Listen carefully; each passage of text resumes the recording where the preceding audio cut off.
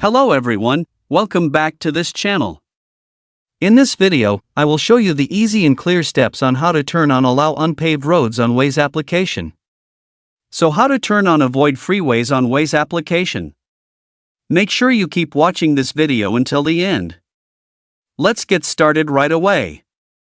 Firstly, open the Waze app on your Android device. This is the initial screen of the Waze app. Next, tap the three-line icon at the top left. Tap Settings menu. Tap Navigation menu. Tap Unpaved Roads. And tap Allow. So that's it, tutorial how to turn on Allow Unpaved Roads on Waze application. Thank you for watching.